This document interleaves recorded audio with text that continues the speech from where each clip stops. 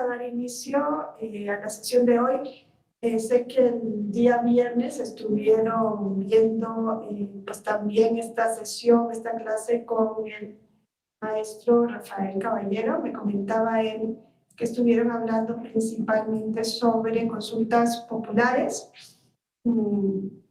y las facultades que tiene la Suprema Corte de Justicia de la Nación en la materia. Nosotros entonces entraríamos a ver lo relacionado con las acciones de inconstitucionalidad, a ver si nos da tiempo de avanzar en las controversias, en los conflictos de controversias que puedan existir, ¿no? En los conflictos de tesis, de controversias que puedan existir entre Sala Superior y la Suprema Corte de Justicia de la Nación.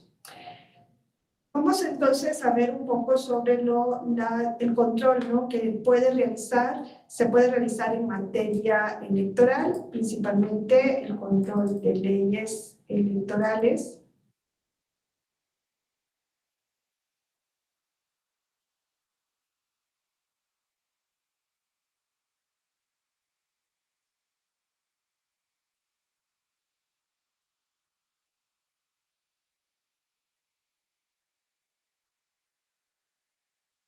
Y bueno, en ese sentido, todos sabemos que en la materia electoral rigen estos dos sistemas de control de constitucionalidad que ha venido adoptando México, tanto el control difuso, que es el que se aplicaría para el caso concreto y es el que puede llevar a cabo el Tribunal Electoral a través de todas sus salas hasta el momento, hasta el día de hoy. Este es el que tiene reconocido en la Constitución.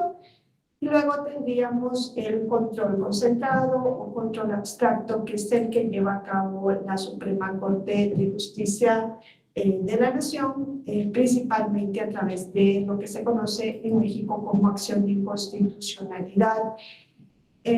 Son dos órganos entonces los que pueden realizar el control de constitucionalidad en la materia electoral. Por un lado, la Suprema Corte a través de acción de inconstitucionalidad y por el otro, el Tribunal Electoral del Poder Judicial de la Federación a través del control para el caso concreto. La diferencia entre ambos es que el control que hace la Suprema Corte de Justicia de la Nación es un control en abstracto. No hace falta que se cause un agravio directo a un individuo, una persona, para que opere este control a propósito del examen de normas generales, mientras que el Tribunal Electoral realiza esta función a la luz de los casos, de los actos de aplicación, en el caso concreto que llegan mediante los medios de impugnación que se promueven ante su jurisdicción. No es una diferencia cualquiera. Hay mucha distancia entre lo que se puede hacer a través de una declaración de inconstitucionalidad de una norma o la inaplicación de la norma para el caso concreto, ¿no? Que son los dos grandes efectos que se derivan del ejercicio de estos dos controles. La única que puede declarar la inconstitucionalidad de una norma con efectos generales es la Suprema Corte de Justicia de la Nación. El tribunal puede conocer sobre la inconstitucionalidad de leyes electorales únicamente para el caso concreto, y de ahí lo que se deriva es el efecto interpartes, ¿no? Y así lo reconoce el artículo 99 o lo establece el artículo 99, párrafo sexto de la Constitución. Hoy sabemos el origen de ambos sistemas de control, los conocemos directamente. Sabemos que en México el control difuso o el de la Judicial Review es el que se aplica no solamente para el caso del Tribunal Electoral, sino también en el juicio de amparo, ¿no? Es ese que nos dice que son varios órganos jurisdiccionales los que pueden en un caso concreto estudiar si la ley aplicable al asunto es o no contraria a la Constitución. En el sistema de Estados Unidos esto se hace a través de incidente. En México el avance principal que se hace a través del amparo es que se realiza a través de un juicio concreto, ¿no? No es un incidente, sino un proceso, un juicio concreto, pero los efectos son los mismos La declaración de inconstitucionalidad tiene efectos únicamente para el caso concreto, la norma, la ley sigue perviviendo para el resto de asuntos. En cambio, en el sistema concentrado o abstracto o europeo, aquí se establece una acción específica o un recurso, generalmente se le conoce como recurso, aunque también se discute en muchos sistemas si es recurso o es acción, ¿no? La que se interpone en el sentido de su naturaleza procesal, pero generalmente se le denomina recurso, es la vía por la cual se puede llegar al Tribunal Constitucional como órgano sui generis, impugnando una ley aprobada por el Parlamento. Hay pocos sistemas en los cuales se pueden impugnar leyes sin dar un plazo específico a partir de la cual la ley entró en vigencia. Costa Rica es un ejemplo de ello. En Costa Rica se puede impugnar una ley en cualquier momento, incluso una ley de la década de los 60 o 70 se podría impugnar a día de hoy. No tienen ese hándicap que sí existe en el resto o en la mayoría de los países, de que te dan un plazo específico para ir al Tribunal Constitucional. Aquí, generalmente, cuando se interpone un recurso de esta naturaleza, no hay efectos suspensivos de la norma. Eso tiene una razón de ser y es el principio de deferencia al legislador, ¿no? Como deferencia al legislador, la norma sigue estando en vigor hasta en tanto no exista un pronunciamiento sobre su constitucionalidad o inconstitucionalidad. Inconstitucionalidad que puede ser total o parcial, y la sentencia ahí sí tiene efectos en la OMS, expulsa la norma del ordenamiento jurídico, ¿no? Y eso es lo que pasa en México a partir de la acción de inconstitucionalidad.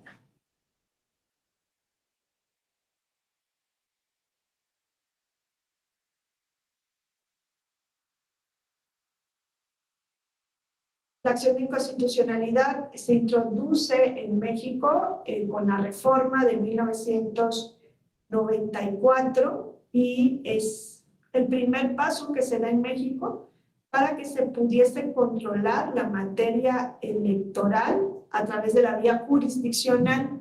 Previo a esto, y salvo el denominado Amparo Morelos, que fue una jurisprudencia, un criterio jurisprudencial que estuvo vigente poco menos de una década, en el siglo XIX, no existía la posibilidad de que las leyes electorales en México fuesen controladas ante un órgano jurisdiccional.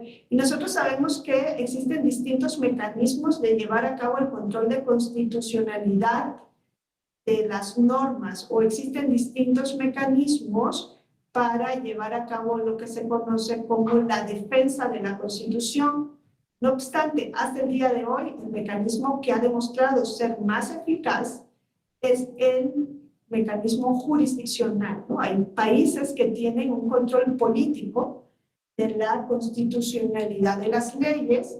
En algunos ha funcionado mejor que en otros. No sé yo si Francia podría enfrascarse directamente dentro del control político, ¿no? El Consejo Constitucional francés no es un órgano jurisdiccional.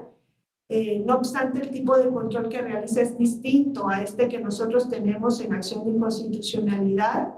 Es generalmente un control previo antes de que la norma nazca,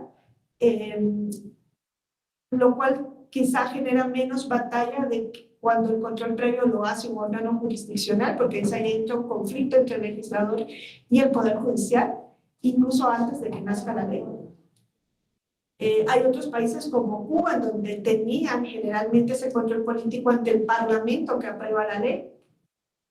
Parece que ahí es menos eficaz el control político y generalmente el control de las leyes se hace por vía jurisdiccional, ¿no? Y es lo que se introduce en México por primera vez con la reforma constitucional de 1994 y se le da la competencia exclusiva y excluyente, en este caso a la Suprema Corte de Justicia de la Nación.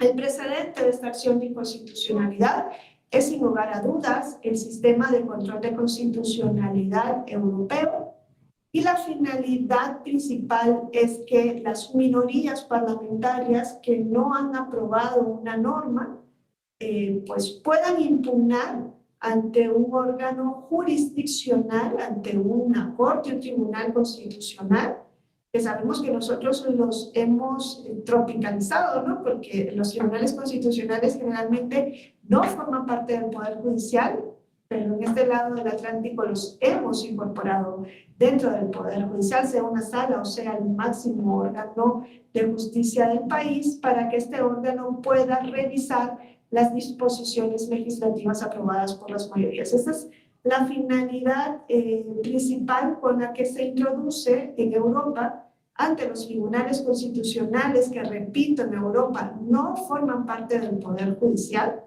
son órganos externos al Poder Judicial, pues se le ha dado la facultad a las minorías parlamentarias para que puedan impugnar normas aprobadas por las mayorías.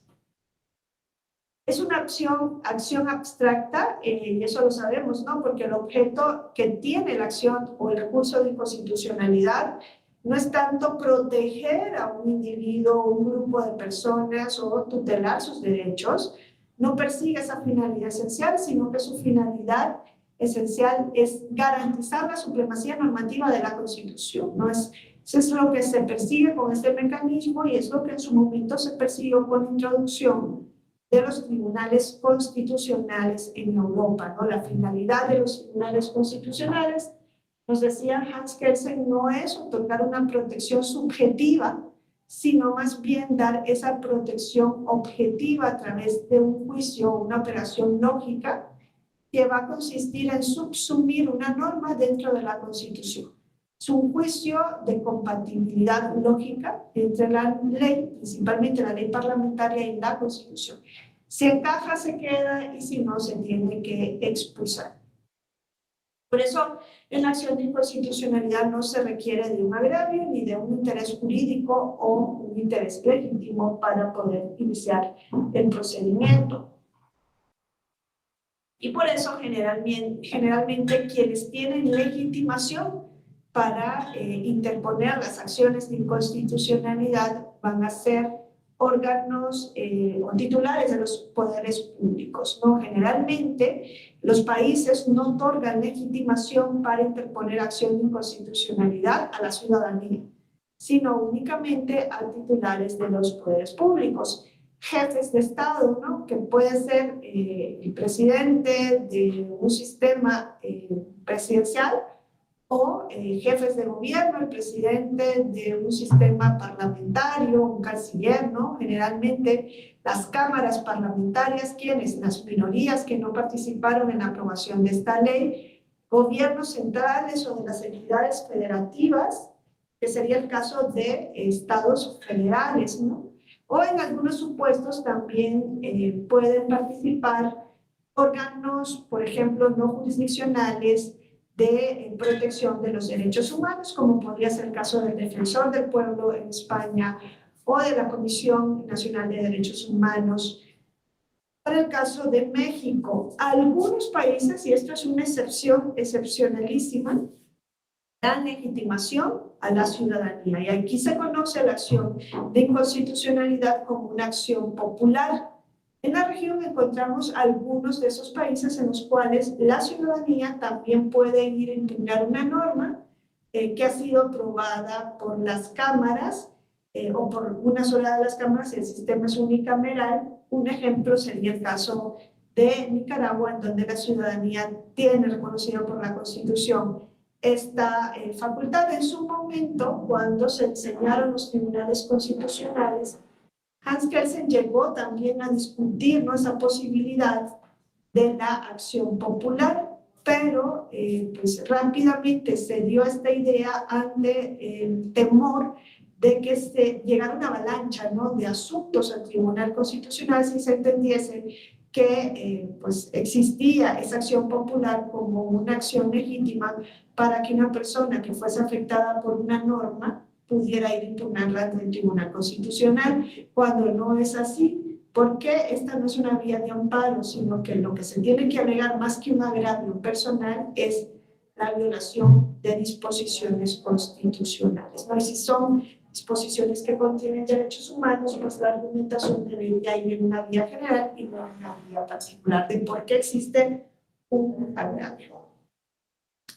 Les decía que hay países, además, que permiten el control previo de constitucionalidad, ¿no? La acción de inconstitucionalidad en México es control a posteriori. Solamente se puede impugnar una norma en acción cuando está ya entrado en vigor. Previo al momento en que entre en vigor, no existe esa posibilidad en México. Esa es una cuestión que se debería discutir quizá en algún momento, la pertinencia del control previo de constitucionalidad ante la Suprema Corte de Justicia de la Nación. Ese control previo se da, por ejemplo, en Francia, ¿no? Durante el proceso de creación de la ley, antes de que se promulgue y de que se publique la norma impugnada. En Francia esto es posible frente a leyes orgánicas, frente a los reglamentos de las asambleas parlamentarias y frente a tratados, que eso es creo que el punto que quizás se podría discutir en su momento en un país como México. En España, en algún momento también, siguiendo el precedente francés, se permitió el control previo frente a leyes orgánicas. Las leyes orgánicas en Europa son distintas, ¿no? En Francia y en España lo que se conoce aquí como leyes orgánicas. Cuando se habla de leyes orgánicas, se refieren a leyes que por su materia son aprobadas a partir de un procedimiento que exige generalmente una mayoría calificada, ¿no? Y serían leyes como la que regula los derechos humanos, los derechos fundamentales en España. En este caso, se necesita que se haga a través de una ley orgánica, ¿no? Son leyes especiales tanto por su procedimiento cuanto por la materia que regulan. En España, siguiendo lo que pasa en Francia, en algún momento se permitió también el control previo de leyes orgánicas, pero pronto esto se dio ante ese argumento que les comentaba de que hay una invasión, en ese caso del Tribunal Constitucional, frente a la actuación del Poder Legislativo, porque no se esperaba ni siquiera que la norma pudiese nacer para impugnarla. Con respecto a las leyes, quizás es más difícil, ¿no? en dar una argumentación sobre cuánto a su procedencia o legitimación, pero con respecto al control previo de los tratados, creo que se podrían encontrar varias ventajas, ¿no? Ese es el que subsiste en su momento ahora en España, ¿no? También está en Francia esa posibilidad que los tratados internacionales previos a que entren en vigor puedan ser revisados por el Tribunal Constitucional para que el Tribunal Constitucional pueda emitir una opinión sobre si ese tratado es o no conforme con la Constitución. No sé si ustedes consideran que esto podría ser útil, ¿no? Para el caso de México. Porque si en México se firma, ¿no? un tratado internacional, por ejemplo, un tratado internacional en materia de derechos humanos, pues quizá en algún momento sea útil ver la compatibilidad de ese tratado o no con la Constitución. Más aún si subsiste todavía este criterio pues, tan discutible que es el de la contradicción de tesis 293/2011. Entonces, en su caso quizá es algo positivo el incorporar el control previo de tratados internacionales. ¿A qué consecuencias podría llevar un control previo de tratados internacionales? Pues a que en el Estado, antes de ratificar ese tratado, incluso una vez que se ha firmado, pero antes de ratificarlo, ya saben que siempre se requiere de la aprobación generalmente del Senado para ratificar un tratado internacional, pues se puede hacer ese examen para ver si hay que renegociar el tratado, si hay que hacer reservas al tratado internacional o, en su caso, si hay que reformar la Constitución antes de que el Estado sea ratificado. Y en España sucedió algo bastante particular en ese sentido, cuando España entra a la Unión Europea y firma el Tratado Constitutivo de la Unión Europea a inicios de la década de los 90 del siglo pasado, pues se pidió una opinión ante el Tribunal Constitucional antes de ratificar este tratado. Ese tratado no era bilateral, sino que era multilateral, no eran varios los países los que firmaban este tratado internacional. En su momento, pues se encontró por parte del tribunal que el Tratado Constitutivo de la Unión Europea era contrario a la Constitución española. ¿En qué sentido? En el sentido de que a partir de la Constitución de la Unión Europea, ustedes saben que nace una figura muy particular que es la ciudadanía europea. Y lo que permite la ciudadanía europea es que, por ejemplo, un ciudadano alemán que vive en España pueda no solamente votar en el municipio donde vive, aun y cuando no sea nacional español, no es residente, pero es ciudadano europeo, puede votar en el municipio en el que vive, pero además de eso, dice el Tratado Constitutivo de la Unión Europea, se le reconoce el derecho a ser candidato en las elecciones municipales de ese municipio, no valga la redundancia. Y la Constitución española solo reconocía la posibilidad de que una persona extranjera pudiera votar en las elecciones municipales si existía un tratado de reciprocidad con su país de origen, pero no reconocía el voto pasivo, el derecho a ser votado. El tratado iba más allá de lo que dice la Constitución. Dentro de un sistema regido por el principio pro persona, en sentido estricto podríamos decir, el tratado, si protege más, es el que se va a aplicar. En el caso de México ni siquiera valía ese argumento porque si hay una restricción o un límite en la Constitución, prevalecería ese límite, ¿no? En el caso de España, el Tribunal Constitucional encontró que el tratado daba una ampliación de derechos en contra de lo que la Constitución establecía. No se rigen por un nuevo paradigma, ¿no? Ni por el principio pro persona. Y lo que hizo España, ¿qué creen que se hace cuando en un país se encuentra que un tratado internacional multilateral contradice o entra en conflicto con la Constitución? ¿Cuál creen ustedes que es la vía más racional para actuar en ese sentido? Si México fuese a firmar, por ejemplo, un tratado de libre comercio con 3 o 4 países y se encuentra que algo de lo que está en ese tratado, si hubiese un control previo, es contrario a la Constitución, ¿qué vías creen que tiene un país ante una situación tal? ¿Qué creen que se puede hacer?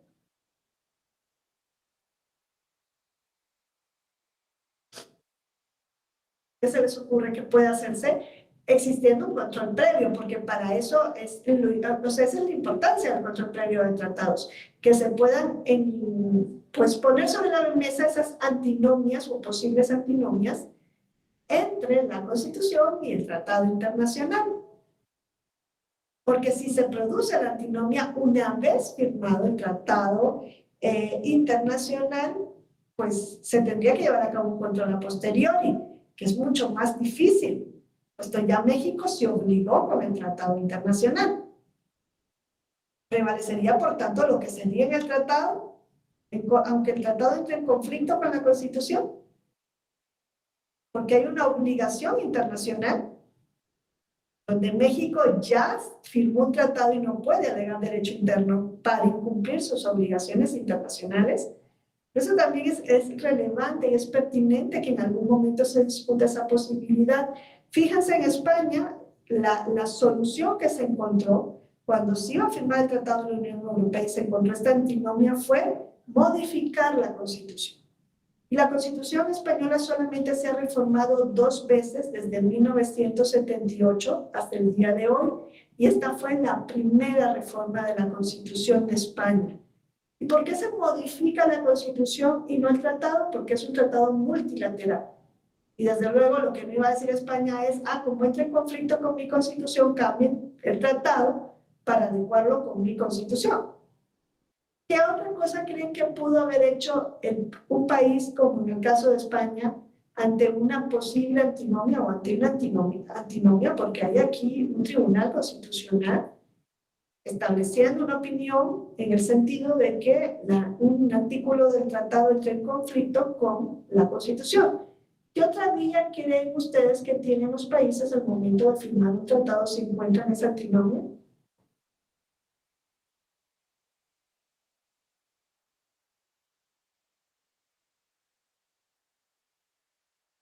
A ver, quiero escucharles. ¿Qué otra vía creen que tiene un tratado, que tiene un país cuando se encuentra ante esta dificultad que es uno de los beneficios, ¿no? Ver esas dificultades es uno de los beneficios del control previo.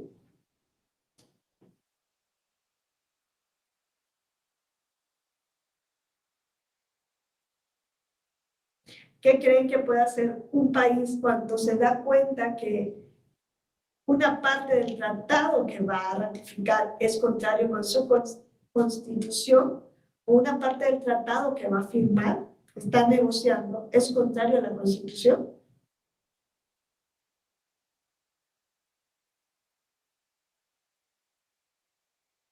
¿Se puede hacer una denuncia de esa parte del tratado?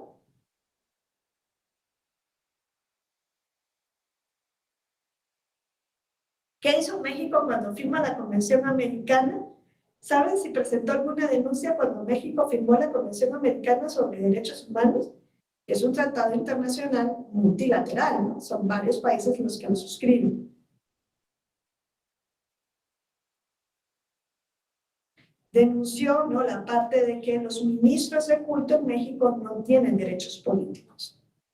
Y eso no viene en la Convención, y está señalado en el artículo 23 esa posibilidad de que se puedan restringir los derechos políticos en atención al culto, o a ser ministro o no de culto, ¿no? No está eso en la Convención Americana. México se da cuenta que sí está en su Constitución y por tanto hace una denuncia de esa parte de la Convención antes de ratificarla, para que en su momento, posteriormente, cuando entre en vigencia la Convención, pues no se le pudiese denunciar, ¿no? No se pudiese presentar una petición individual por violación de los derechos políticos, en este caso de los ministros de culto. No son cuestiones prácticas que ayudarían, ¿no?, a poder solventar alguna posible antinomia. Algunas se van dando con el tiempo. En el momento en el cual se va tocando la Constitución, se van introduciendo, principalmente cuando es Constitución y tratado internacional, ¿no? Algunas veces cuando el tratado va a ser ratificado y va a entrar en vigor, no presenta antinomia con la Constitución. Esa puede surgir a posteriori, pero si surge a posteriori, ya lo que no se podría hacer es ni denunciar el tratado, porque ya se firmó, ni mandar al resto de países a modificar el tratado para hacerlo conforme a la Constitución. Por tanto, deberíamos tener siempre esa vocación de depuración de que nuestra Constitución no entre en conflicto con las obligaciones internacionales que hemos ido adquiriendo de manera voluntaria. ¿Qué es lo que pasa ahora con el caso del arraigo o de la prisión preventiva en México? Y es lo que se ha venido diciendo, por ejemplo, en el caso Zompach de Tecpile, o próximamente probablemente se vaya a decir en el caso que está pendiente ante la Corte Interamericana, que es sobre prisión preventiva oficiosa.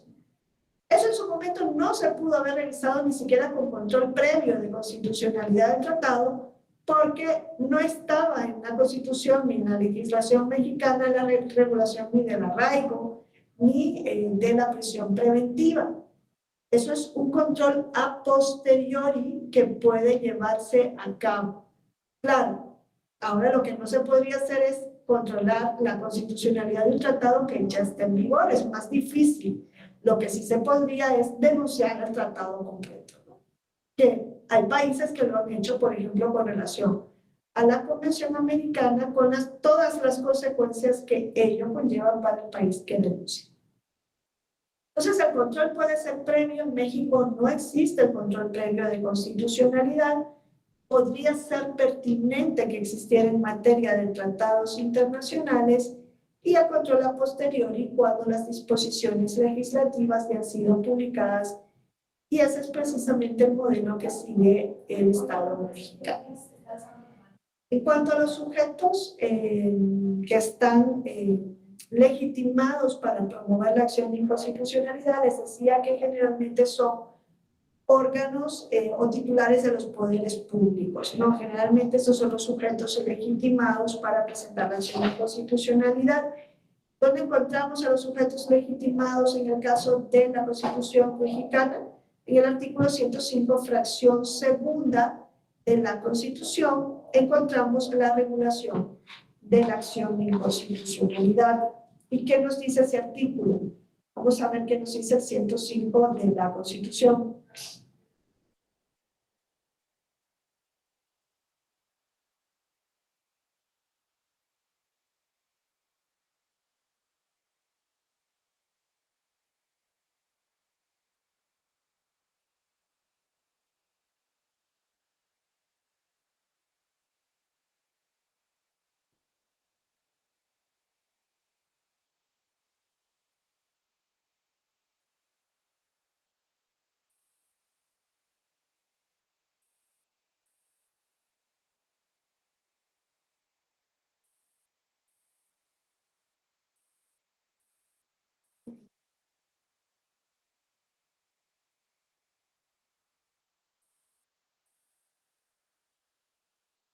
El artículo 105, fracción segunda de la Constitución, nos da los órganos legitimados para interponer la acción de inconstitucionalidad ante la Suprema Corte de Justicia de la Nación. Y vemos cómo pues, se nos dice que principalmente, ¿no?, las minorías parlamentarias pueden interponer una acción de inconstitucionalidad en contra de leyes aprobadas por las mayorías, sean leyes federales o leyes estatales. Y nos dice, ¿quiénes pueden interponer la acción de inconstitucionalidad? Pues el equivalente al 33% de los integrantes de la Cámara de Diputados del Congreso de la Unión en contra de leyes federales, o el 33% de los integrantes del Senado en contra de leyes federales, o también en contra de tratados internacionales celebrados por el Estado mexicano. Vemos cómo se exige un tercio de ambas cámaras para poder interponer la acción de inconstitucionalidad. Un tercio de ambas cámaras, ¿cuánto es? Pues si nosotros multiplicamos 500 diputados y diputadas por ese 33%, nos dice que al menos 165 diputados y diputadas como mínimo deberían firmar una acción de inconstitucionalidad, y en el caso del Senado serían 42 diputados o diputadas las que deberían firmar como mínimo una acción de inconstitucionalidad. El mínimo es el 33%, no es una minoría, tan minoría como se esperaría que fuera, ¿no? Estas acciones son generalmente una vía para que las minorías parlamentarias puedan impugnar leyes aprobadas por las mayorías.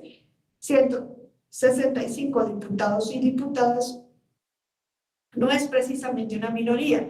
Por ejemplo, en España, la Cámara, el Congreso de los Diputados, está integrado por 350 diputados. ¿Y cuánto exige la Constitución española para promover el recurso de inconstitucionalidad? Pues exige que al menos 50 diputados, no da un porcentaje, sino una cifra, al menos 50 diputados promuevan la acción de inconstitucionalidad, ¿no? No es lo mismo 50 diputados que 165. Y eso en su momento, pues se dijo que debía ser revisado, ¿no? No pedir una mayoría tan amplia como la que se pide en México.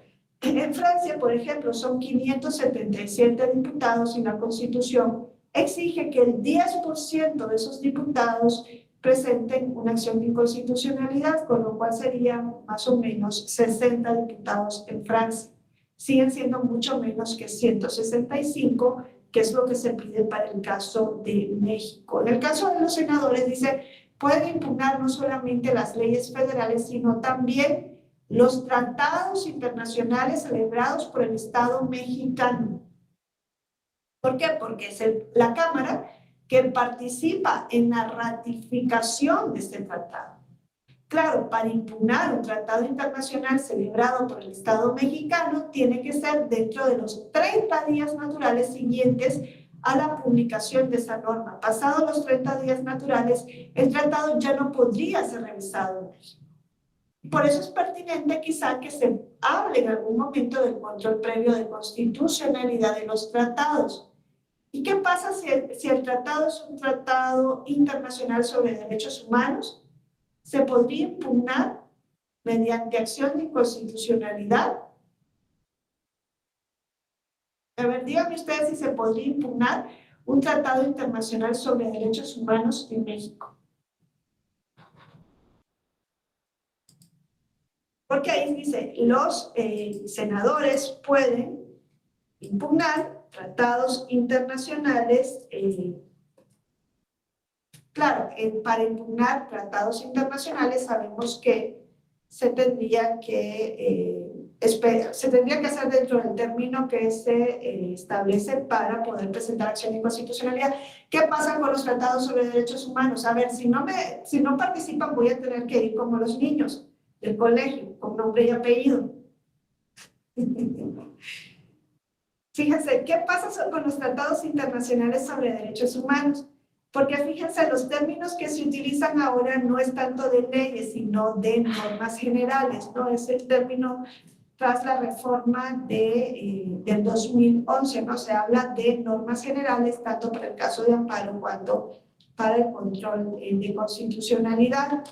Y es la ley de amparo la que nos dice cuáles son las normas generales o qué entendemos por normas generales, ¿no? En el artículo 107 nos dice, las normas generales son tratados internacionales aprobados en los términos previstos por el 133, salvo aquellas disposiciones en que tales tratados reconozcan derechos humanos.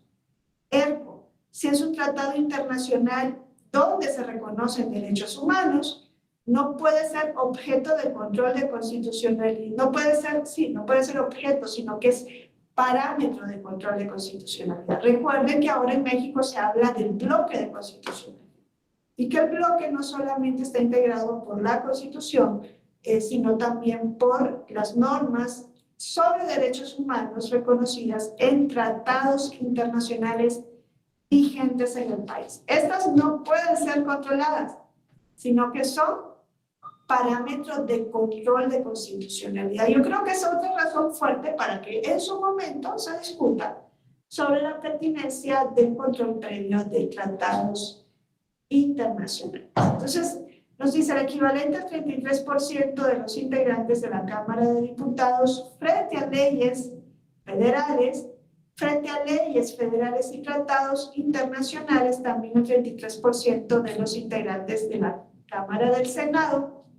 El Ejecutivo Federal tiene una amplia legitimidad para interponer acciones de inconstitucionalidad porque puede impugnar todo tipo de normas, tanto las de carácter federal cuanto las de las entidades federativas. En cambio, la Cámara de los Diputados solo podría impugnar leyes federales, no podría impugnar leyes estatales. ¿Qué pasa si una ley estatal entra en conflicto con una ley federal? Hay una vía para ello, ¿no? Que es la de las controversias constitucionales. Conflicto entre dos poderes, un federal y un poder estatal. En su caso, entonces, la Cámara de Diputados solamente puede impugnar leyes federales porque son minorías frente a leyes aprobadas por esta Cámara. El Ejecutivo Federal es el que tiene la legitimación más amplia. Puede impugnar normas generales, no leyes, dice normas generales, federales y de las entidades federativas. Ahora, las legislaturas también pueden interponer acción de inconstitucionalidad. No obstante, estas acciones de inconstitucionalidad solamente las pueden interponer en contra de leyes expedidas por el mismo órgano. Ergo, la legislatura de Nuevo León no podría impugnar a través de acción de inconstitucionalidad, el 33% no podría impugnar una ley pues, aprobada para el estado de Coahuila. Tiene que ser la impugnación de una ley aprobada por la mayoría de esa legislatura estatal, ¿no? Para depurar la competencia que se tiene en la materia. A ver.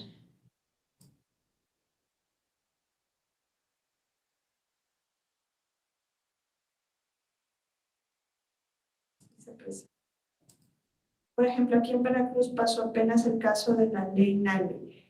Esa no la conozco. ¿Qué fue el caso de la ley NALE? Sí me lo El Congreso aprobó una ley que establecía que, no recuerdo el artículo, pero para ser gobernador del estado de Veracruz, son las personas que hayan nacido aquí o que tuvieran una residencia de 5 años. Y en la reforma se establecía que también quienes fueran hijos de padres que fueran veracruzanos, ¿no? Que hubieran nacido aquí. Entonces, esa ley fue aprobada por el Congreso por mayoría y la impugnó el bloque opositor porque pues, se decía ley Nale porque a quien querían acomodar con dicha ley o dicha reforma era a la... Ay, es que no recuerdo dónde es Rocío Nale. Así es. Pero, ajá, entonces, pues ya impugnaron el bloque opositor ante la acción de inconstitucionalidad ante la Suprema Corte y la Suprema Corte sí declaró que era inconstitucional dicha reforma. O sea que para poder acceder a un cargo en Veracruz tenías que haber nacido en Para Veracruz. ser, para ser gobernadora, sí. Ser hijo también de padres veracruzanos. Ajá, esa era la reforma, que tenía que ser de padres veracruzanos. Es que como ella no es de Veracruz, entonces como que la adecuaron para que cuando fuera el proceso ella pudiera candidatearse.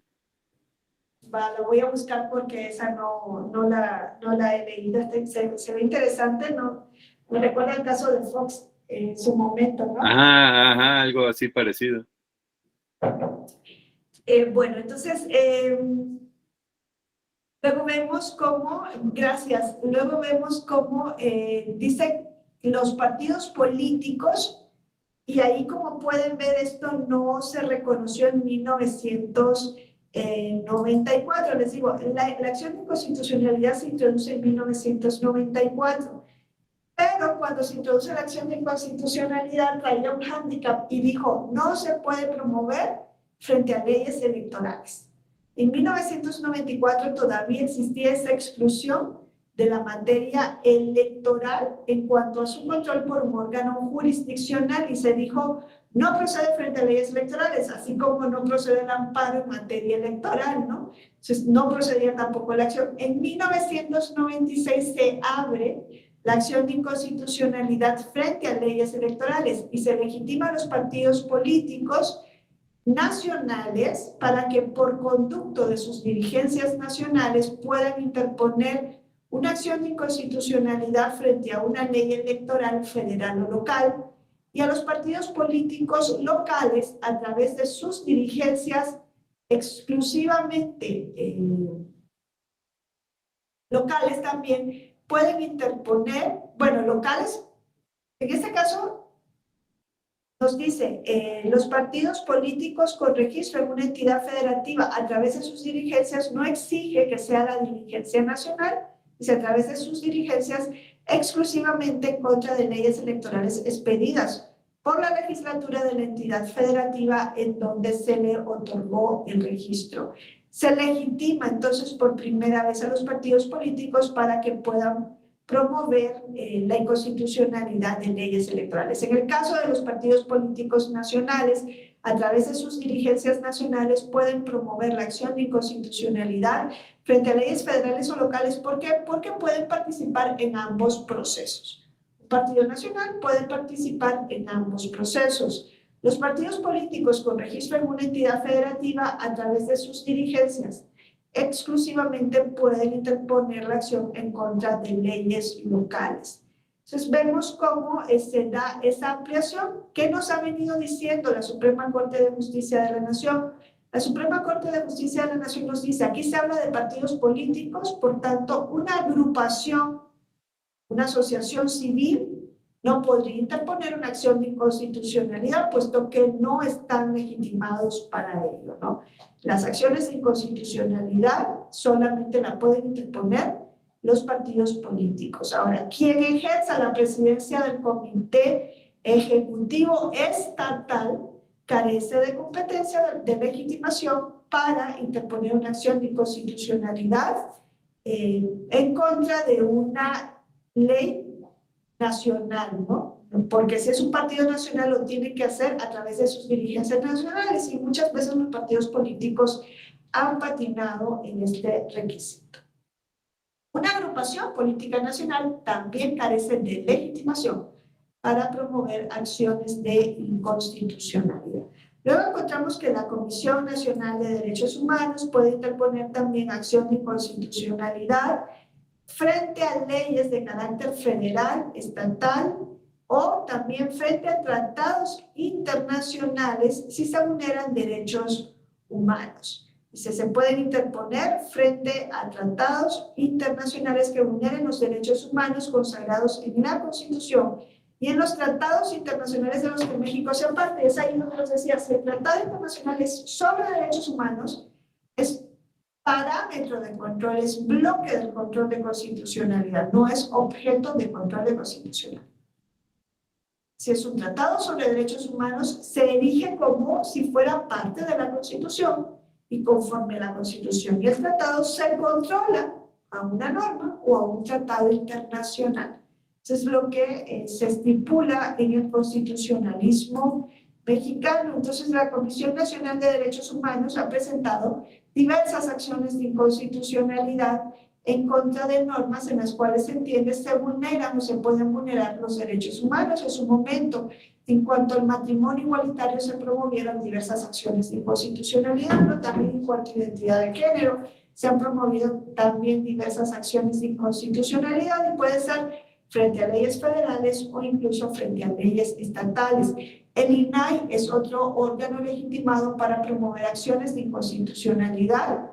Y aquí lo que va a alegar el INAI es la presunta violación de los derechos reconocidos en el artículo 6 de la Constitución, ¿no? En contra de la protección de datos personales o el acceso de la información pública. También los órganos constitucionales autónomos de las entidades federativas podrían promover esas acciones de inconstitucionalidad, ¿no? El INAI ha promovido varias acciones de inconstitucionalidad. Una de las más recientes fue en contra del denominado PANAUT, ¿no? Ese registro, este Padrón Nacional de Usuarios de Telefonía Móvil que se quiso introducir en México a partir de la reforma de la Ley de Telecomunicaciones y Radiodifusión, y ahí lo que alegaba el INAI es que con este padrón electoral se iban a violar, entre otros, el derecho a la identidad, el derecho a la intimidad o la protección de datos. Recuerden que decía que iban a tener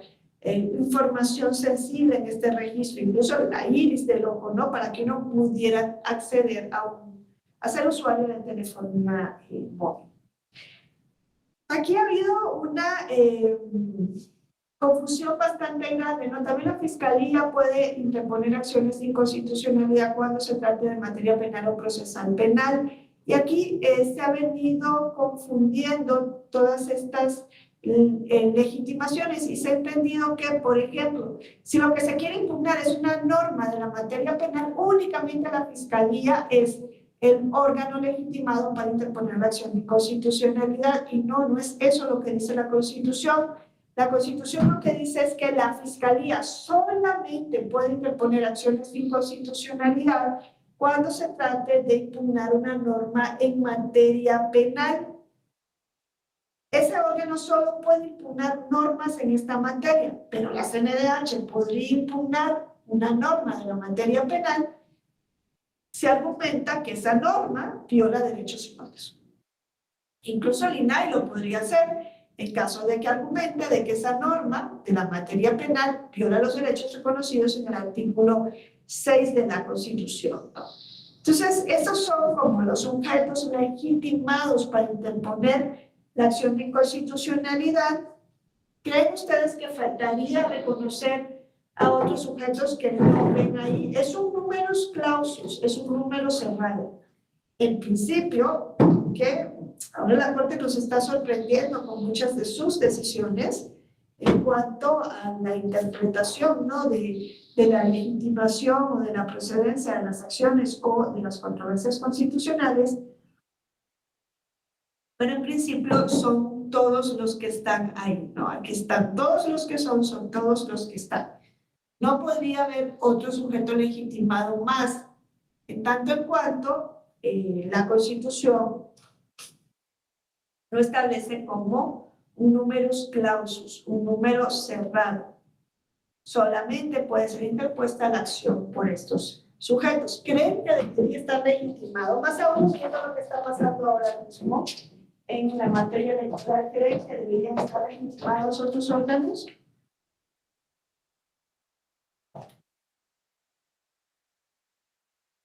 ¿Qué órganos a ustedes les hace ruido que no estén legitimados para interponer una acción de inconstitucionalidad. Ya les dije, por mi parte, pues siempre se pregunta eso, ¿no? Y la ciudadanía debería estar legitimada para interponer una acción de inconstitucionalidad, ¿no?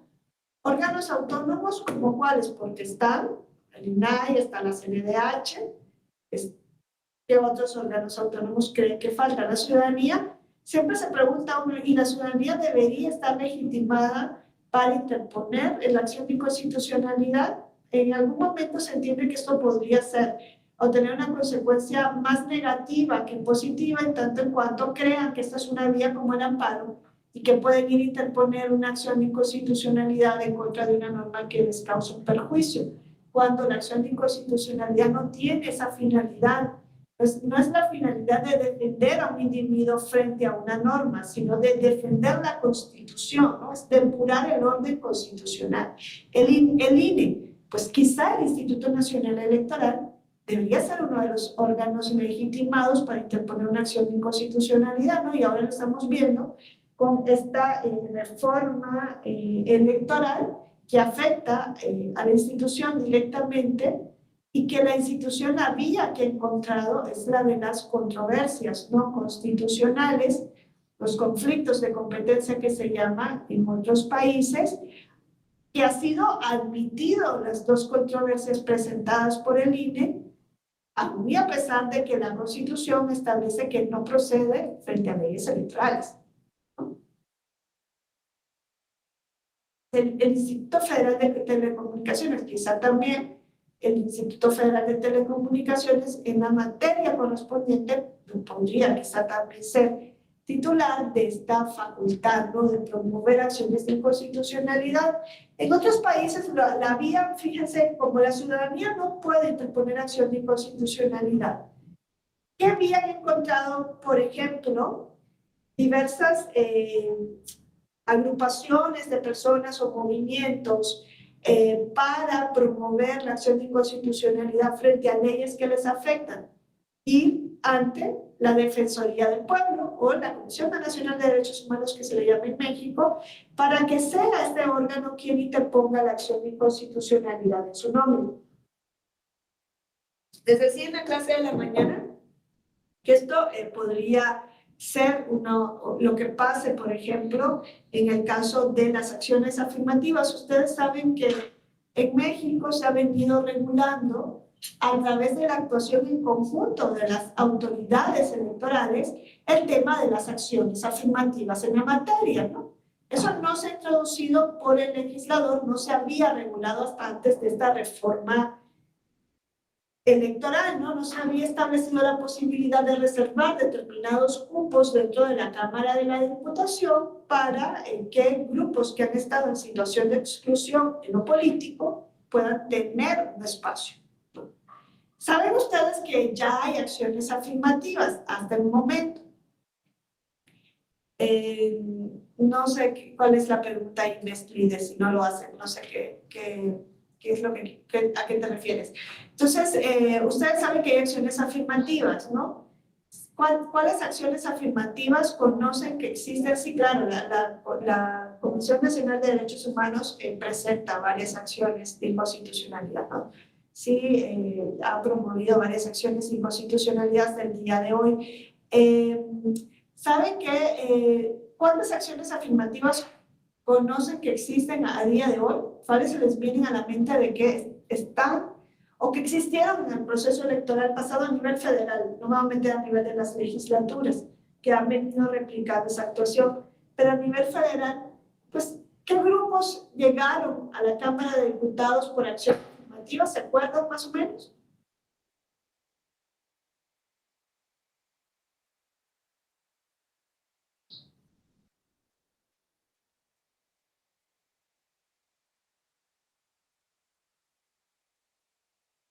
¿Se acuerdan qué grupos? A ver si me mencionan algunos que se acuerden que están por acción afirmativa. La comunidad LGBTIQ+, ¿sí? Crearon 4 acciones, 3 acciones afirmativas. ¿Qué significa? 3 espacios, 3 curules de los 500 tenía que ser ocupado por una persona de la diversidad sexual. ¿Qué otros grupos se acuerdan que los afromexicanos también 4 curules para personas afromexicanas, 3 de mayoría relativa, 1 de RP? ¿Qué otros grupos se acuerdan que llegaron por acción afirmativa?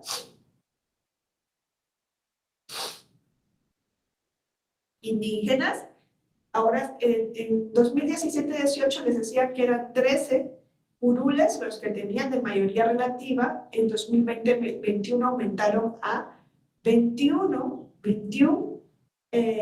curules por mayoría relativa y 9 de representación proporcional. Si no binarios va dentro de la comunidad LGBTI+. Entonces, no binarios, afrodescendientes, personas indígenas.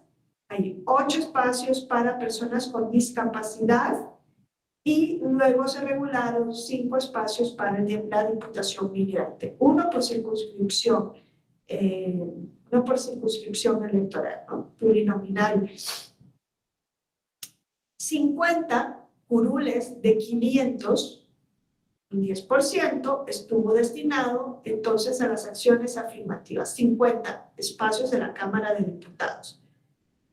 Eso se introdujo no a través de una ley, sino que se introdujo a través de lineamientos del Instituto Nacional Electoral y de las sentencias del Tribunal Electoral del Poder Judicial de la Federación.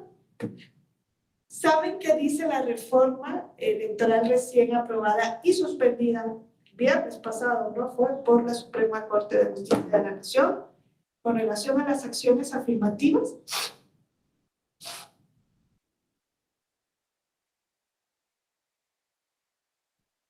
Dice, los partidos políticos y coaliciones deben destinar 25 candidaturas a las acciones afirmativas, incluyendo estos 5 grupos que ahorita mencionamos y también a las juventudes.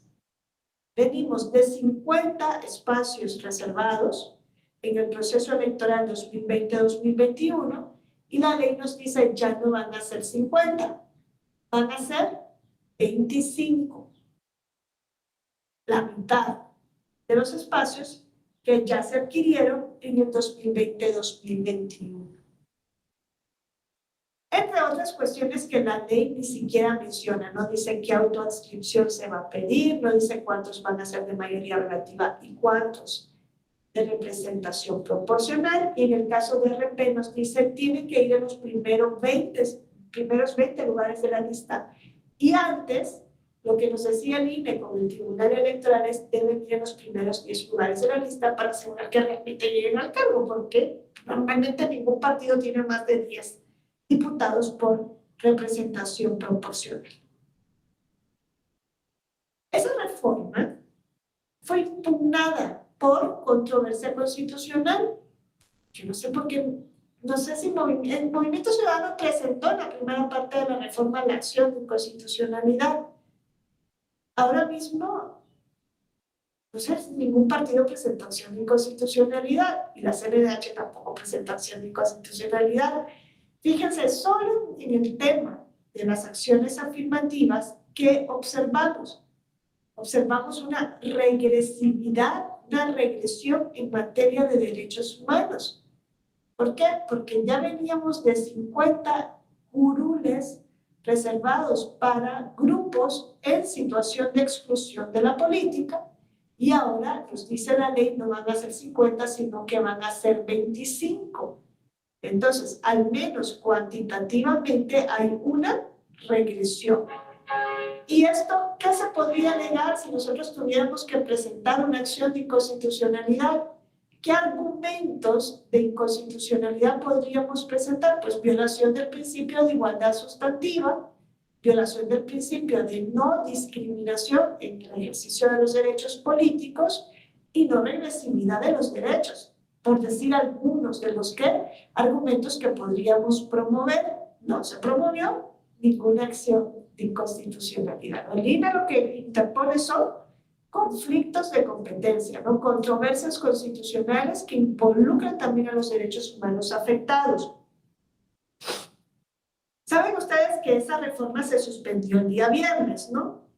Todos estos artículos se suspenden. de manera indefinida hasta que la Corte se pronuncie sobre la controversia constitucional. Yo leí ahí por Twitter que decía, no, ¿cómo es posible que el ministro Lainez se pronuncie ahora a favor de la reforma? Si en su caso, cuando se dio la suspensión en una acción de inconstitucionalidad, dijo que no estaba de acuerdo y no sé qué, no sé cuánto. Pues quien publicó ese Twitter se ve que no le dio tiempo de pensar que hay una diferencia abismal entre acción de inconstitucionalidad y conflicto de competencias o controversias constitucionales. No es lo mismo. En las controversias, la suspensión se puede otorgar.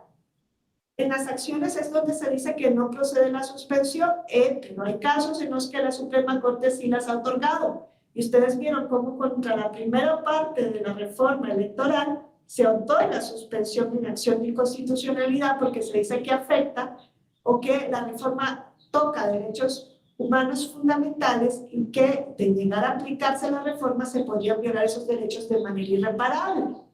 Es el argumento. En controversias, la suspensión procede. Ahora, lo que no sé yo cómo se argumenta es que la controversia sea en materia electoral, porque esa es una ley electoral.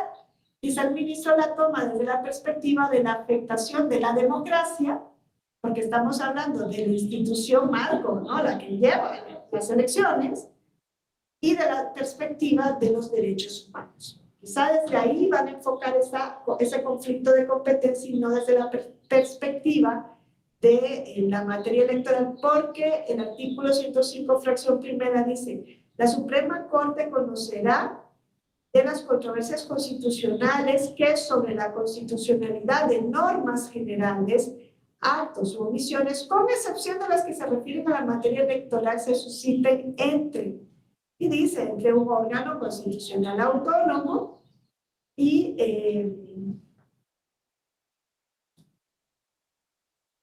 entre un órgano constitucional autónomo federal y entre órganos constitucionales autónomos federales y entre uno de estos y el Poder Ejecutivo de la Unión o el Congreso de la Unión. Ahí está habilitado el INE para presentar la controversia constitucional. Ahora, la duda es si la toman como materia electoral o no, y a ver qué argumento dan para esa admisión de la controversia. Quizás no la toman desde la perspectiva de la materia electoral, sino desde la perspectiva de afectación de la democracia y de los derechos humanos, base de la democracia. Entonces, en ese sentido, lo que les quería decir, miren, las acciones afirmativas entonces quedarían tal y cual se aprobaron para el proceso federal pasado. Pero si yo les estoy diciendo que las acciones afirmativas, esos 50 espacios, se reconocieron o se regularon a través de lineamientos, también ustedes saben que los lineamientos solo valen para cada proceso electoral. Y esos lineamientos que crearon esas acciones afirmativas, aunque en su caso la ampliaron, solo fueron para el proceso electoral 2020-2021. Podríamos entender que ahí ya se adquirió un derecho por parte de estos grupos en situación de vulnerabilidad y que no puede haber regresividad. Yo creo que sí. Y entonces eso serviría de base para que en el proceso electoral 2023-2024, si estuviese suspendida esa reforma electoral todavía, o si ya hubiese sido declarada inconstitucional, se pudieran emitir unos nuevos lineamientos respetando esos 50 curules e incluso reconociendo o dando más curules a los grupos en situación de vulnerabilidad. No sé si me siguen el argumento. O sea, yo lo que les estoy diciendo es, en el proceso federal pasado hubo 50 curules reservados a acción afirmativa. 30 para personas indígenas, 8 para personas con discapacidad, 4 de afromexicanos, 3 de la diversidad sexual y 5 para diputación migrante. Sumaban 50. La ley suspendida dice no son 50, son 25.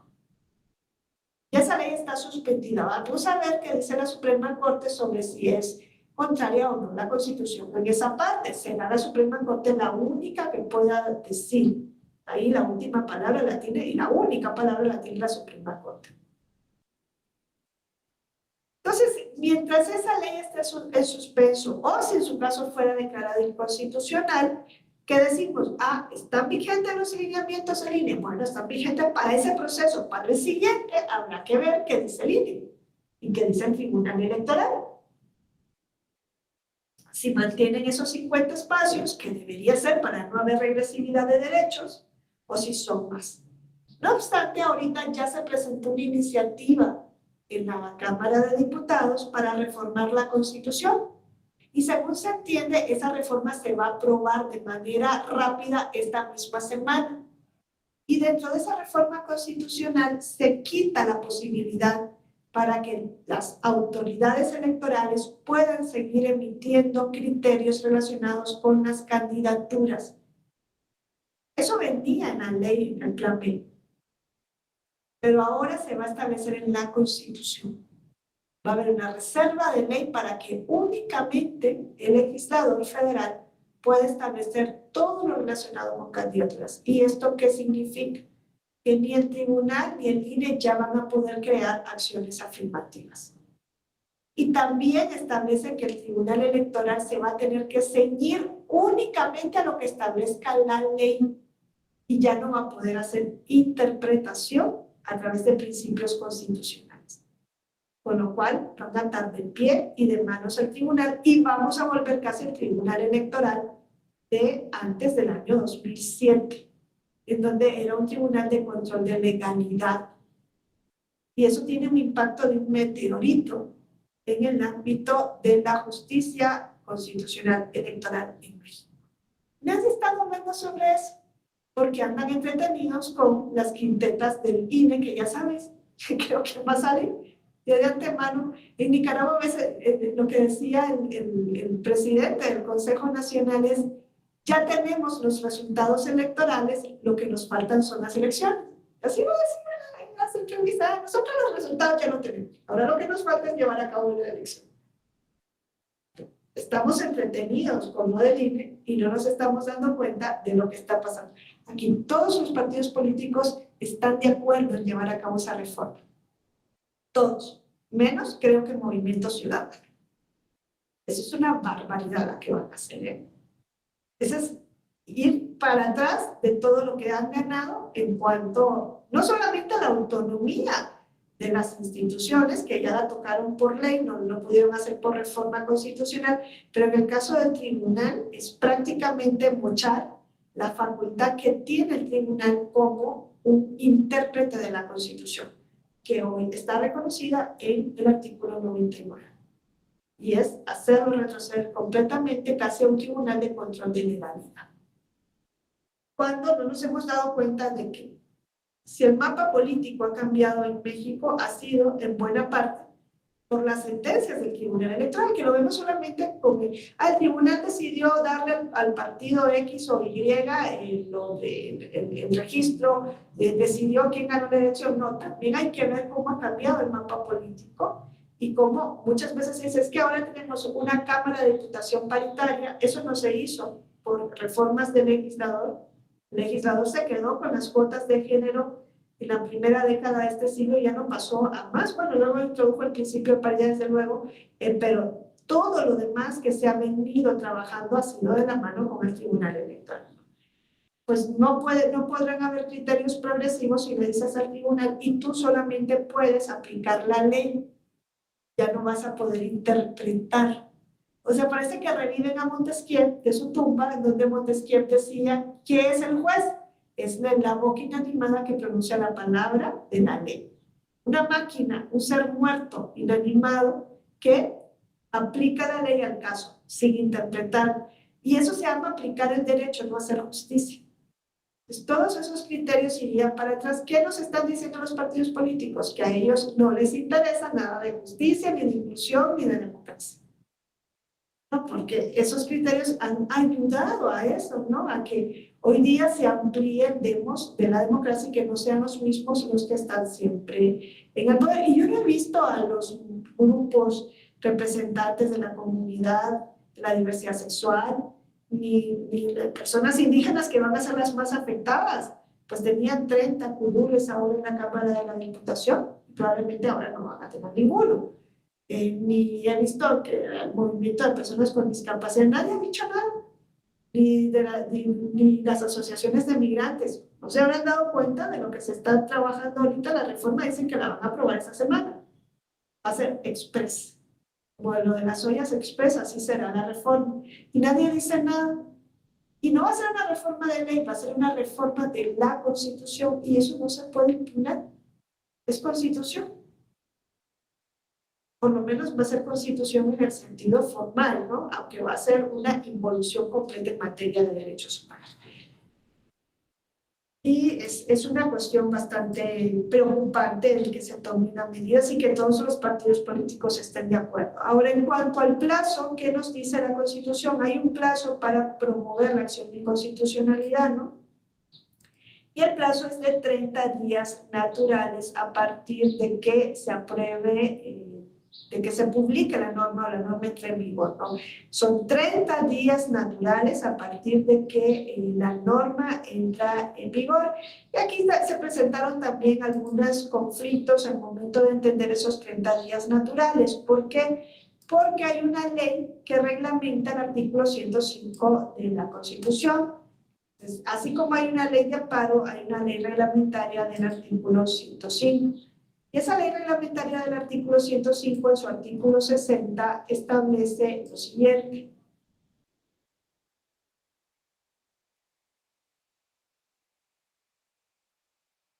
Para ejercitar la acción de inconstitucionalidad, el plazo es de 30 días naturales, contados a partir del día siguiente a la fecha en la que la ley o el tratado sean publicados. Si el último día del plazo fuese inhábil, la demanda podrá presentarse el primer día hábil siguiente. Eso nos dice la ley reglamentaria. No lo dice la Constitución, lo dice la ley. Y en materia electoral, para el cómputo de los plazos, todos los días son hábiles. Así que ahí no hay esa ampliación. Si el último día es domingo, si el día 30 es domingo, lo que nos dice la ley es el día 30, que es el plazo fatal, es domingo, entonces lo puedes presentar el lunes, siguiente día hábil. Si el lunes también fuese día inhábil, pues el siguiente día hábil, por ejemplo, el martes, ¿no? Ahora, en materia electoral, todos los días y horas son hábiles y lo podrías presentar el mismo domingo, ¿no? Es lo que nos dice la ley. En ese sentido, fue impugnado en algún momento, mediante acción de inconstitucionalidad, este artículo de la ley reglamentaria. El artículo de la ley reglamentaria, el artículo 60 de la ley reglamentaria del artículo 5, fue impugnado en acción de inconstitucionalidad, en el sentido de decir que esta ley iba más allá de lo que dice el artículo 105, fracción segunda de la Constitución. Porque el artículo 105, fracción segunda de la Constitución, habla de 30 días hábiles y no nos da esa posibilidad de que si el último día es inhábil se amplíe o se prorrogue el siguiente día hábil. ¿Qué dijo la Suprema Corte cuando se impugna por inconstitucional este artículo? Dijo, el artículo 105, fracción segunda de la Constitución, que nos habla del plazo para interponer las acciones de inconstitucionalidad, puede leerse de dos maneras. Puede leerse en el sentido de considerar que la acción de inconstitucionalidad, la demanda, porque es una demanda, debe presentarse necesariamente dentro de los 30 días naturales siguientes a la fecha de publicación de la norma, sí o sí, aunque el último día es inhábil, el último día es domingo, pues me lo presentas el viernes, ¿no? Y no van a ser 30, van a ser 28, con mala suerte para ti. Podemos interpretarlo y ese es el sentido formal, estricto, de la norma. Yo estoy interpretando en el sentido literal. 30 días hábiles, 30 días naturales son 30 días naturales. Si tienes la mala suerte de que el último día caiga en sábado, pues preséntalo el viernes. ¿No? Eso se puede interpretar así de manera estricta o la podemos interpretar, dicen, de manera amplia, entendiendo que si el último día del plazo es inhábil, se amplíe al siguiente día hábil. ¿Por qué? Dice la Corte y se queda con esa última interpretación, porque la ratio de la norma, lo que yo voy a buscar es la ratio, la razón de que exista la acción de inconstitucionalidad. Y la razón de que exista la acción de inconstitucionalidad es garantizar que la Constitución sea la norma suprema. ¿Cuál es la finalidad de la acción de inconstitucionalidad? Depurar el sistema jurídico de normas contrarias a la Constitución. Entonces dice, un formalismo procesal como este podría evitar que la Suprema Corte entre a conocer el fondo de un asunto y pueda depurar el ordenamiento ordenamiento jurídico. Entonces aquí, en caso de duda, proacción. Indubio proacción, yo me quedo con interpretación amplia. Y declara que efectivamente se va a aplicar el artículo 60 de la ley reglamentaria. Y si el día 30 es sábado, pues me lo presentas el día lunes siguiente. Si es materia electoral, ahí no procede esta ampliación. Aquí vemos una de las diferencias, ¿no? En el sentido de la materia electoral. Aquí el cómputo de los plazos, para el cómputo de los plazos, todos los días son hábiles. Ahora, ¿cuál es el procedimiento para presentar una acción de inconstitucionalidad que vale también para el ámbito de lo electoral? Y les dejo una acción de inconstitucionalidad donde se estableció que esta ampliación del plazo solo opera o no opera en materia electoral. Aquí no se puede pedir la ampliación del plazo, porque aquí todos los días son hábiles. Ahora, ¿cuál es el procedimiento? Se tiene que promover una demanda. Se ha dicho que 30 días naturales es muy poco tiempo para promover una demanda de acción de inconstitucionalidad, porque esta tiene que ser una demanda sumamente técnica. Aquí quien promueve la demanda no puede ir diciendo cualquier cosa ante la Suprema Corte de Justicia de la Nación, sino que aquí se tienen que dar conceptos de invalidez. No son conceptos de violación como en el amparo, sino aquellas razones por las cuales la norma, principalmente cuando es una ley aprobada por el legislador, ¿cómo rompemos ese principio de deferencia, de respeto hacia el legislador? Decimos, la norma aprobada por el legislador es contraria a la Constitución por tales y tales razones. Sabemos que también se pueden impugnar por esta vía constituciones estatales. Recuerden el caso de la ley Bonilla, ¿no? De la reforma Bonilla en Baja California, ¿no?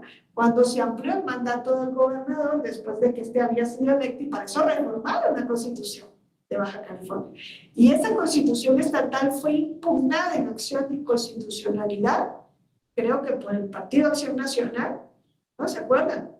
Y ahí pues se tendrían que hacer valer conceptos de invalidez de esa Constitución estatal, que es una norma general a efectos del control de constitucionalidad, ¿no? Es una Constitución que está por debajo de la federal, una norma que está por debajo de la federal, y dentro de los conceptos de invalidez, por ejemplo, me acuerdo en ese caso, lo que se esgrimía era la violación del principio de certeza electoral, ¿no? Y la violación del electorado, ¿no? El electorado votó por un gobernador para 2 años y ahora me dices que no van a ser 2, van a ser 5 o 6, ¿no? Entonces ahí hay una violación de la certeza y hay una violación de los principios del sufragio, porque el electorado no votó por eso, entre otras cuestiones. Es bastante complicado elaborar una demanda de acción de inconstitucionalidad, por tanto, quizá 30 días no es suficiente, aunque uno ya previamente puede conocer de qué va la ley. Sabemos que en el último momento las cosas pueden cambiar, y entonces no tenemos preparado la demanda previamente, o se nos cambian las cuestiones esenciales. En otros países, por ejemplo en España, el plazo para interponer la acción de inconstitucionalidad son 90 días. 3 meses prácticamente desde que la norma entre en vigor. Es más amplio. Y en el caso de Costa Rica, les digo que ahí se permite que se interponga una acción de inconstitucionalidad en cualquier momento, aun y cuando la norma sea de 1985. No hay un plazo como para decir esa norma ya no se puede impugnar nunca. ¿Dónde nos movemos mejor? En aquel sistema donde no hay un plazo, o en un sistema donde el plazo es tan corto como en México, de 30 días naturales, ¿no? Eso es algo que también en su momento debería ser revisable en una reforma constitucional, porque esto está en la Constitución. Ahora, una vez que se presenta la demanda, se designa un ministro o ministra instructora que instruye el procedimiento y va a formular un proyecto de resolución. También aquí se puede declarar la improcedencia o el sobreseimiento de una acción de inconstitucionalidad. Es posible, como en el caso del juicio de amparo, declarar esta improcedencia o sobreseimiento. Eso también está regulado en la ley reglamentaria del artículo 105 de la Constitución. Se establecen unas causales por las cuales se puede pues, sobreseer o declarar improcedente una acción de inconstitucionalidad. Por ejemplo, si hay otra acción de inconstitucionalidad pendiente en la misma materia contra la misma norma, podría decidirse no acumular, sino sobreseer. O cuando no se haya respetado el plazo establecido en la Constitución, o cuando hayan cesado los efectos de la norma general o acto impugnado, ¿no? También se podría declarar la improcedencia de la acción de inconstitucionalidad. Si se declara la improcedencia o sobreseimiento, hay un recurso que se puede hacer valer, que es el de reclamación, ante la misma Suprema Corte de Justicia de la Nación. Ahora, la siguiente etapa es dar traslado a los órganos que emitieron esa norma para que emitan un informe. ¿Y ese informe en qué sentido va a ir? Pues defendiendo la constitucionalidad de la norma, ¿no? Si lo que se impugnó fue una ley federal, se le da traslado a la Cámara de la Diputación, al Senado, para que se pronuncie defendiendo que la norma que ellos aprobaron es conforme a la Constitución. Miren, dice, si se trata de una ley electoral, el plazo para presentar el informe por parte de la autoridad emisora no es de 15 días, sino de 6, los plazos se acortan en la materia de acción frente a leyes electorales. Luego se ponen los autos a vista para que las partes formulen los alegatos. Aquí son 5 días para formular alegatos, 2 si se trata de una ley electoral. Y una vez que se tiene hecho todo esto, el ministro o ministra instructora va a proponer el proyecto de sentencia.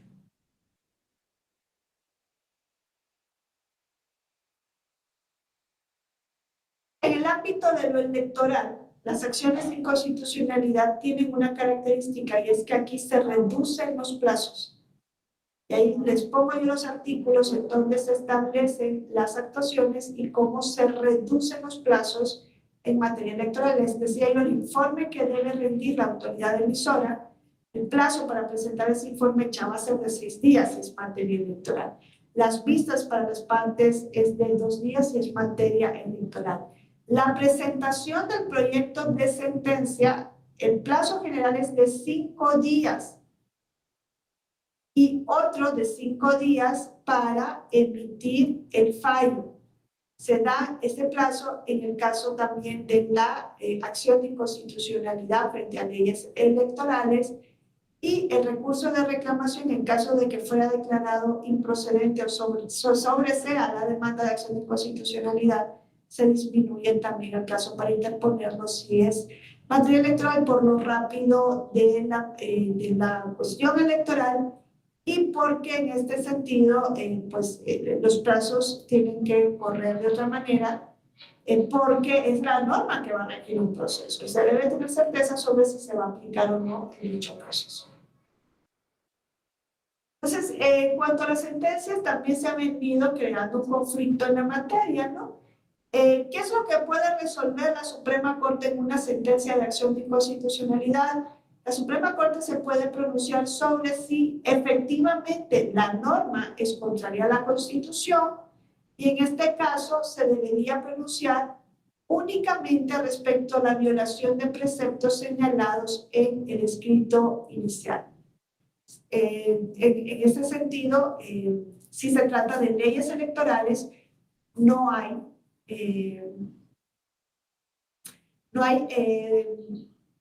suplencia de la queja. Fíjense, en general sí puede haber suplencia de la queja en acción de inconstitucionalidad, es decir, la Corte dice, a ver, dicen que esta ley es contraria a la Constitución porque viola el principio de igualdad. Ah, pero yo también encuentro que puede violar este otro artículo que está en la Constitución. Puede haber suplencia de la queja en materia electoral, no. Los partidos políticos tienen que ser certeros en cuanto a los preceptos que estimen que están violados, que están siendo violados por la ley electoral. Por eso en los plazos tan reducidos muchas veces no son favorables, ¿no?, para esta finalidad. Aquí no hay suplencia de la queja en caso de leyes electorales Y bueno, lo que ustedes ya saben, ¿no? ¿Cuándo se puede declarar la invalidez de normas impugnadas? Cuando son aprobadas por cuando menos 8 votos. Se exige una mayoría calificada de las y los ministros para poder aprobar una acción de inconstitucionalidad. Si no se obtienen esos 8 votos, se tiene que ordenar el archivo del asunto. Fíjense, aquí en México se crea un gran problema con esta cuestión de la mayoría calificada. En otros países, si el tribunal, por ejemplo, estuviera formado por 12 ministros y 7 de ellos dicen la norma es conforme a la Constitución, eso ya crearía un precedente, porque ya la mayoría, no se exige una mayoría cualificada, ya la mayoría siempre dijo, no encuentro que exista una inconstitucionalidad. Eso haría que la norma sea constitucional, que no pueda ser impugnada por ninguna otra vía posteriormente. En cambio, en México se exigen los 8 votos, tanto para que se declare que la norma es contraria a la Constitución, cuanto para que se declare que la norma es constitucional. Y eso crea un problemón, porque si no se consiguen esos 8 votos, entonces se entiende que no hubo pronunciamiento alguno en la materia. Ni se pronunció con relación a la inconstitucionalidad, ni se pronunció con relación a la constitucionalidad. Y no pasa nada. En cambio, en otros países, si el Tribunal Constitucional o la Corte se pronuncia en su mayoría, por mayoría simple, sobre que la norma es conforme a la Constitución, eso ya crea un precedente y esa norma ya no puede volver a ser revisada, dentro del ordenamiento jurídico por ninguna otra vía. También sería interesante entrar en una discusión en profundidad de por qué mayoría calificada para declarar la inconstitucionalidad o la constitucionalidad de la norma.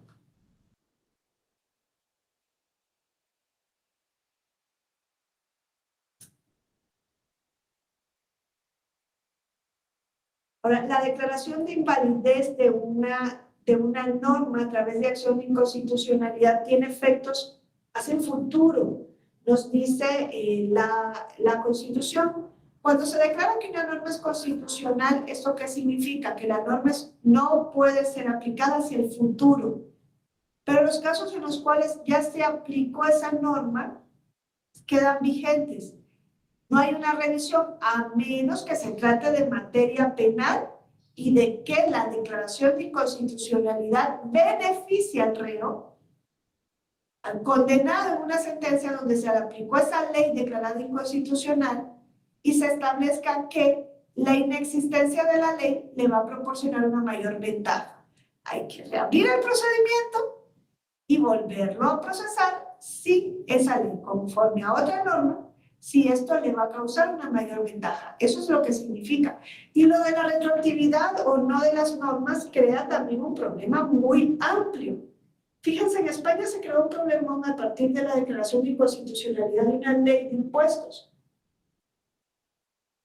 En su momento, el Tribunal Constitucional dijo, la ley por la cual se está recaudando el impuesto sobre la renta es contraria a la Constitución, porque creo que en su momento exigía que la declaración la hicieran en conjunto los matrimonios sin tomar en cuenta su régimen matrimonial.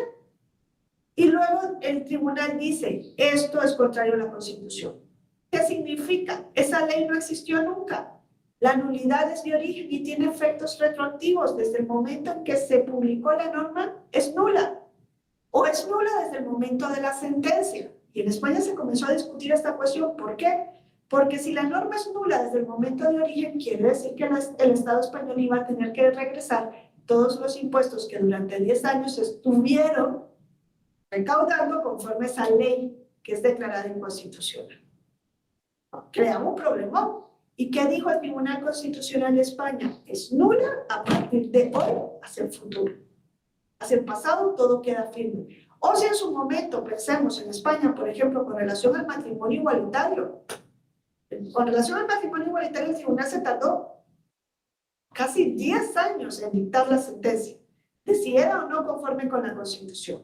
¿Qué pasaba si el tribunal en 2014 decía el matrimonio igualitario es contrario a la Constitución? ¿Iban a anular todos los matrimonios celebrados previamente si tiene efectos retroactivos? Y no los matrimonios solo, los matrimonios adquiridos, las adopciones llevadas a cabo, o sea, crea un problema jurídico. Por eso los tribunales a veces dicen que es a partir de hoy hacia el futuro. Y muchas veces los tribunales dicen, la norma es inconstitucional, pero no va a ser nula. Se va a aplicar hasta que el legislador, y le da un plazo al legislador, regule en la materia. Porque la inconstitucionalidad casi siempre va unida a la nulidad, pero en su momento puede crear una laguna jurídica y dejar en desprotección un bien tutelable, ¿no? Bien protegido, y ahí la problemática puede ser mayor que mantener la ley inconstitucional durante un tiempo hasta que el legislador dicte una nueva norma conforme a la Constitución. Las declaraciones de inconstitucionalidad no son cualquier cuestión, son cuestiones complicadas. Ven ustedes que los tribunales no están declarando la inconstitucionalidad de las normas todos los días. Muchas veces se tardan muchísimos años en declarar la inconstitucionalidad de las normas porque no se ponen de acuerdo, más aún cuando les exigen una mayoría cualificada, ¿no?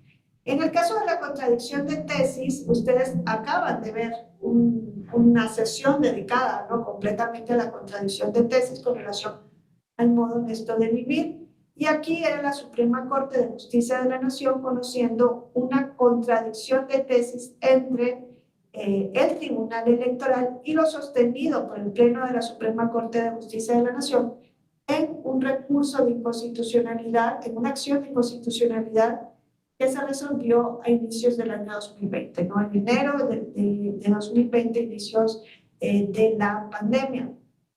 Y ustedes ya vieron, ¿no?, cómo se llevó a cabo esa sesión y cómo ahí la Suprema Corte de Justicia de la Nación nos dice que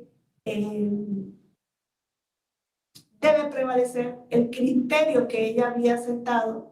Yo ahí tengo dudas de si realmente había sentado un criterio en esa acción de inconstitucionalidad del año 2020, en el sentido de que no es posible dotar de un contenido objetivo al requisito del modo honesto de vivir, que es un requisito de la ciudadanía, ¿no? Saben que el artículo 34 para ser ciudadano exige, además de tener mayoría de edad, ser mexicano por nacimiento o naturalización, el modo honesto de vivir. Esto viene desde la Constitución de 1836, es algo decimonónico. Podríamos considerarlo que es algo arcaico, ¿no?, y muy abierto, muy ambiguo. ¿Qué es tener un modo honesto de vivir?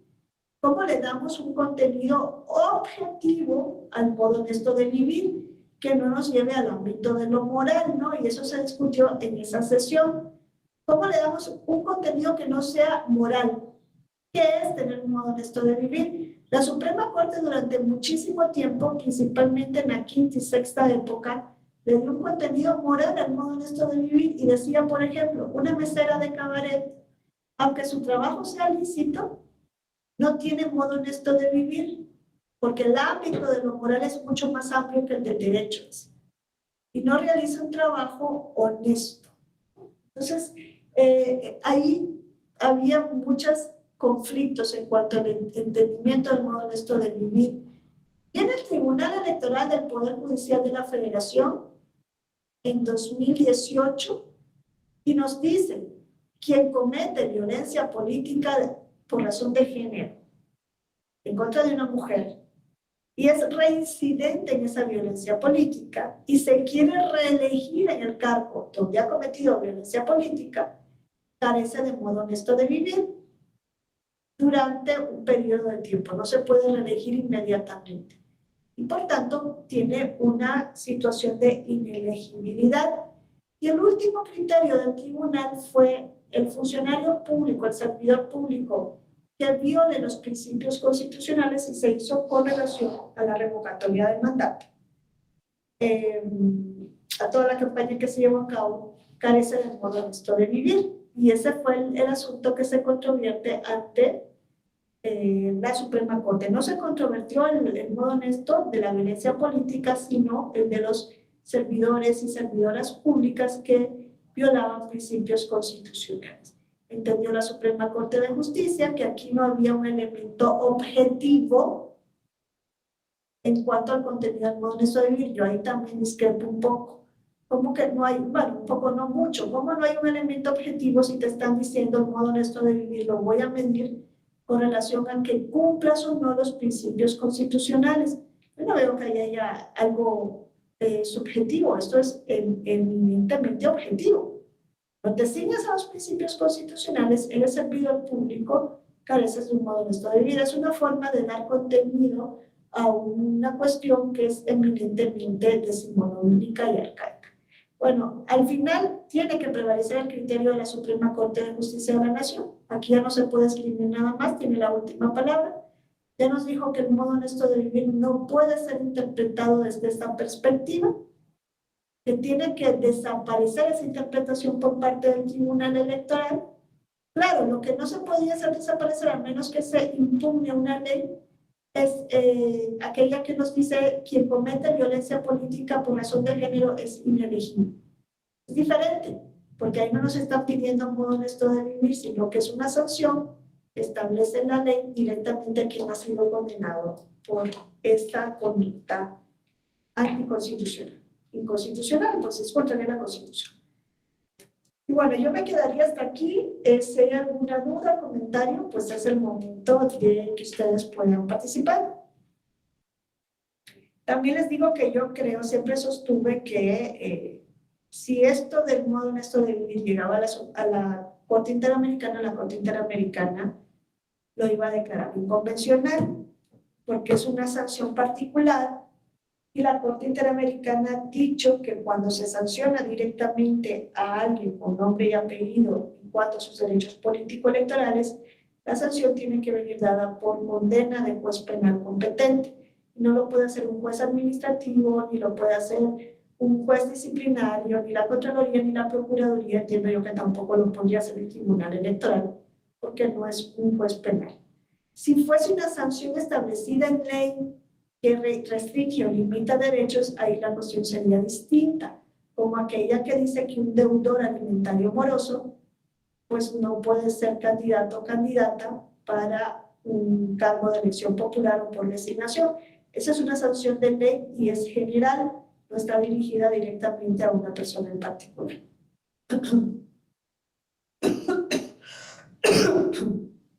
¿Hay alguna duda? Un comentario, pues tenemos que estar ahora en lo que resuelva la Suprema Corte, ¿no? Lo que tiene ahorita la Suprema Corte es conflicto, es lo de las controversias constitucionales. No es parte de esta materia porque en principio la Suprema Corte no podría entrar a conocer controversias entre órganos en materia electoral, pero aquí la Corte le está dando otro tamismo, está diciendo, esto no lo estoy viendo desde lo electoral, estoy viendo desde esta otra perspectiva, porque si lo ve desde lo electoral, estaría completamente excluido de su competencia de conocer. Entonces, hasta el momento hay dos controversias del INE en contra de la segunda parte del denominado Plan B, y están una controversia, si no me equivoco, y acción de inconstitucionalidad promovida contra la primera parte, que era lo de la Ley de Comunicación Social. Tendremos que estar en lo que se resuelva en esas materias, en esos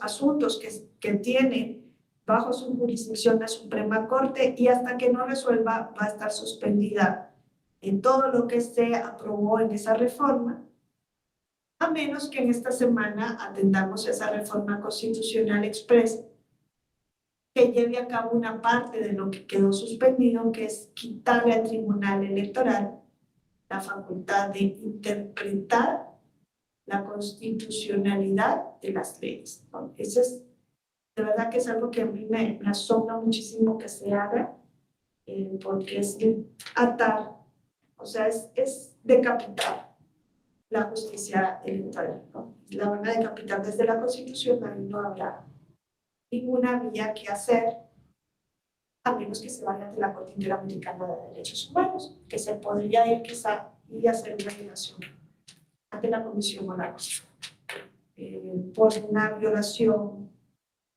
no sé cómo se podría plantear, ¿no? si desde la violación de la democracia, de las bases de la democracia, o una violación de la función de un órgano jurisdiccional en México por parte de otro órgano, que en este caso sería el Poder Legislativo. Bueno, yo lo voy a dejar hasta aquí entonces. Les agradezco mucho su atención y su participación. Y bueno, si surgiera alguna duda más adelante, quedo a su disposición para que a través de mi correo electrónico me la puedan exponer y con gusto lo podemos conversar. Muchas gracias y que tengan un gran inicio de semana. Gracias, maestra, igual. Muchas gracias, igualmente. Gracias.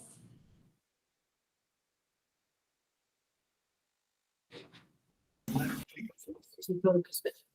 Muchas gracias, doctora. Muchas Hasta luego, que esté bien. gracias. Nos vemos.